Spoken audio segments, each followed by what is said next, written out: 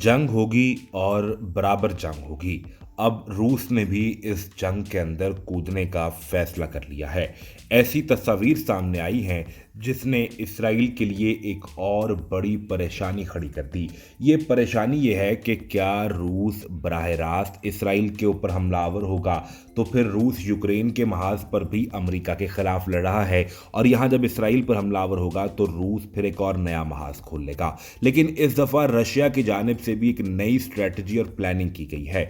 Social media पर सामने आने वाली तस्वीर में देखा जा सकता है कि रूस की जानिब से असला और मिलिट्री इक्विपमेंट सीरियन अरब आर्मी को ट्रांसफर किया गया है।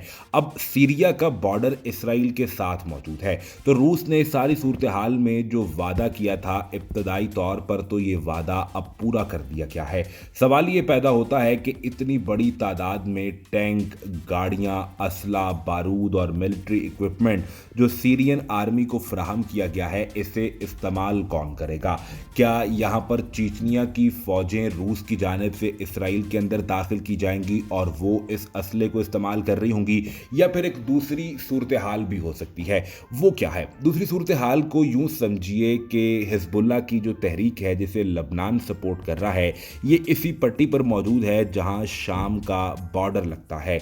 अब शाम के इस बॉर्डर के ऊपर अगर हिजबुल्लाह की ये तंजीम के जंगजू पहुंच जाएं तो उन्हें ये तमाम असला, टैंक, तोपें और इसके साथ साथ गाड़ियां जो कि तैयार की गई हैं इस ख़ास मकसद के लिए, वो उन्हें फराहम की जा सकती हैं और वो इनके ज़रिए इसराइल के ऊपर हमलावर हो सकते हैं। ऐसे में रूस पर भी इल्ज़ाम नहीं आएगा, सीरिया पर भी नहीं आएगा, और दुश्मन मर जाएगा, लाठी भी नहीं टूटेगी।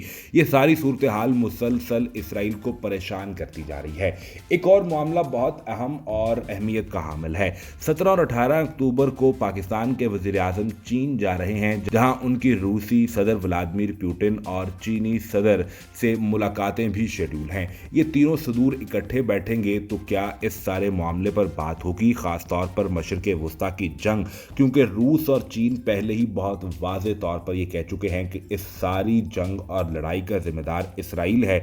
इसराइल ने जो मज़ालिम किए, ये उसका जवाब सामने आ रहा है। रूसी सदर व्लादिमीर पुतिन तो इस हद तक कह चुके कि अगर इसराइल बाज ना आया तो इंसानी हकूक़ की खिलाफ वर्जियों के खिलाफ तो फिर हमें खुद एक्शन लेना होगा।